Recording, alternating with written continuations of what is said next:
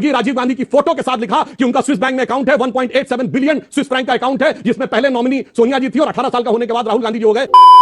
नमस्कार दोस्तों, debate king channel पे आप लोगों का बहुत बहुत स्वागत है, जहां पर आज हम और एक डिबेट को लेकर चर्चा करेंगे।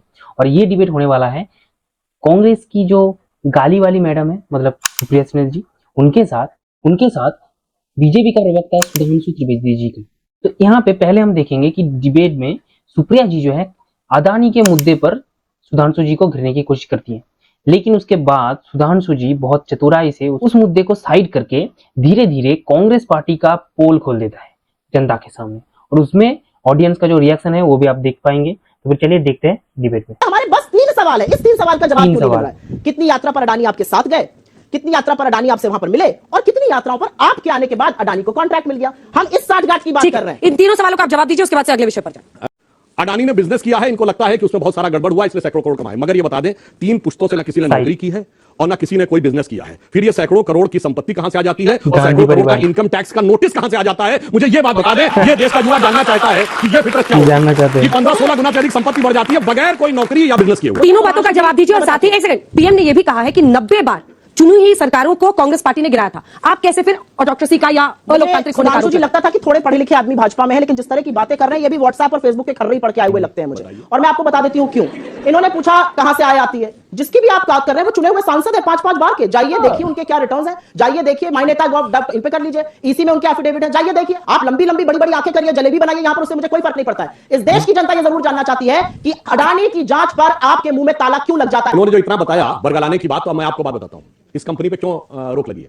ये कंपनी करती थी शॉर्ट टर्म सेलिंग हिंडनबर्ग। वो क्या होता है कि 100 रुपए का शेयर है और मैं 1 हफ्ते बाद खरीदूंगा, मगर मुझे आज का दाम देना पड़ेगा। अगर 1 हफ्ते बाद वो 120 रुपए का हो गया तो कंपनी को 20 रुपए का फायदा हो गया। 1 हफ्ते बाद 80 रुपए का हो गया तो आपको 1 हफ्ते का फायदा हो गया। सैकड़ों करोड़ कमाए उसने। शॉर्ट टर्म सेलिंग की वजह से अमेरिकन कोर्ट ने यह प्रतिबंध लगा दिया कि ये कोई रिपोर्ट नहीं प्रस्तुत करेंगे, क्योंकि आपने सीधे शेयर मार्केट को प्रभावित किया। और रिपोर्ट से ना प्रभावित होता, मगर यहां इतना लोग गाना गाने वाले थे कि भारत का शेयर मार्केट गिर गया तो हो खुशी मिली इतनी कि दिल में ना समाए, पलक बंद कर लो कहीं छलक ही ना जाए, इतना खुश हो गए कि भारत का शेयर मार्केट गिर कैसे गया। यह मैं बताना चाहता हूं। और इसलिए मजे की बात यह है कि जो बाहर भी दोषी साबित हो जाए उसको लेकर यहां आज तक मुझे एक उदाहरण नहीं बताया कि भाई एक मीडिया रिपोर्ट के आधार के ऊपर अगर कोई जांच हो सकती हो तो बताइए। और दूसरा मैं इनसे कहना चाहता हूं, भारत की एलआईसी पे भरोसा नहीं है, पीएम पे भरोसा नहीं, उसमें कौन सी ऐसी बात है? राष्ट्रपति पे भरोसा नहीं है, ईवीएम पे भरोसा नहीं है, सीसी पे भरोसा नहीं है, सुप्रीम कोर्ट पे भरोसा नहीं है, मीडिया पे भरोसा नहीं है, आर्मी पे भरोसा नहीं है, एयरफोर्स पे भरोसा नहीं है।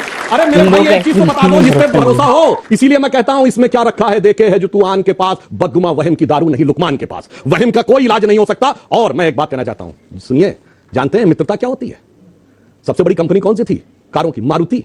हमें बचपन में याद है सारे बजट में और कंसेशन 1000 सीसी से नीचे की कारों को, क्योंकि मारुति 800 थी। कौन था फाउंडर चेयरमैन मारुति का? गांधी परिवार। और सारे कंसेशन उनको। और मित्रता क्या होती है वो मैं याद दिलाना चाहता हूं। उसकी कोई जरूरत नहीं है, फोटो में तो बहुत सारी अशोक गहलोत के साथ भी है। दूसरा अब मैं बताना चाहता हूं, सुनिए, भारत के इतिहास में ऐसा उदाहरण कि पॉलिएस्टर रियॉन बनाने का लाइसेंस एक कंपनी को दिया जाएगा, एक्सक्लूसिव राइट, सिर्फ पूरे भारत में वही बनाएगी, पूरे भारत में बेचेगी भी वही, पूरे भारत में एक्सपोर्ट भी वही करेगी। और आप लोगों को शायद नहीं ध्यान होगा, 1991 से पहले controller of the capital issue एक संस्था होती थी जो शेयर्स को कंट्रोल कर सकती थी। वो शेयर कंट्रोल करेगी उस कंपनी के पक्ष में, और उनमें से वो एक कंपनी जिसके लिए आज हमारा होने का आरोप लगाते हैं। तो इसलिए हम कहना चाहते हैं आपको भारत के रेगुलेटर पर भरोसा नहीं है, और जहां तक आपने जो किया है आप अपने नजरिए से देख रहे हैं। और अंत में एक बात ये लेना, अल्बर्टस केजीबी की पूर्व चीफ, उसने अपनी किताब स्टेट विद इन स्टेट जाके चेक करेगा, उसमें मैं आरोप नहीं लगा रहा सोनिया जी के बारे में पता नहीं क्या क्या लिखा, एजेंट थी वगैरह वगैरह वगैरह, वो सारी बात छोड़िए। और KGB and the world part 2 Mitrokhin's archive, Vasili Mitrokhin की किताब 2006 में, उसमें लिखा हुआ है कि कांग्रेस पार्टी को सीधे केजीबी से पैसा मिलता था 70 के दशक में। In conversation with A crow, जो एक सीआईए के रिटायर्ड ऑफिसर ने लिखी, उसने लिखा है कि लाल बहादुर शास्त्री जी की हत्या कैसे हुई थी उस पे। और जॉन केनेथ गैल्फ्रिथ की किताब एम्बेसडर्स हैंडबुक में उन्होंने क्या क्या लिखा, नेहरू जी के बारे में बोलना भी नहीं चाहता कि उन्होंने किस ढंग से लिखा है कि भारत के न्यूक्लियर मामले के ऊपर क्या हो रहा था। अगर आप और श्वाइजर्स एलेस्टेटे नवंबर 1991 में स्विट्जरलैंड की मैगजीन ने स्वर्गीय राजीव गांधी की फोटो के साथ लिखा कि उनका स्विस बैंक में अकाउंट है, 1.87 बिलियन स्विस फ्रैंक का अकाउंट है, जिसमें पहले नॉमिनी सोनिया जी थी और 18 साल का होने के बाद राहुल गांधी जी हो गए। तो आप लोगों ने देखा कि किस तरह से जो है इन्होंने पूरा पोल खोल के रख दिया। अभी उनके पास बोलने के लिए कुछ बचेगी ही नहीं, है ना। फिर भी वो कुछ ना कुछ कहेंगी जरूर, क्योंकि हालांकि कहेंगी, गाली बकेंगी, क्योंकि उसके अलावा कुछ आता भी नहीं है उनको। तो वो तो फिलहाल हमने यहाँ पे नहीं देखा है। बस जितना सा हम यहाँ पे देखे हैं उसके हिसाब से मैं आप लोगों से भी रिएक्शन जानना चाहूंगा कि आप लोगों का क्या कहना है इस डिबेट के ऊपर, इन मोहतरमा के ऊपर या फिर सुधांशु जी के ऊपर क्या कहना चाहते हो आप, जरूर कमेंट करके बताइए। तो फिर चलिए, आज के लिए बस यही वीडियो था। आप लोगों से हम फिर मिलेंगे अगले एक मजेदार डिबेट की वीडियो को लेकर।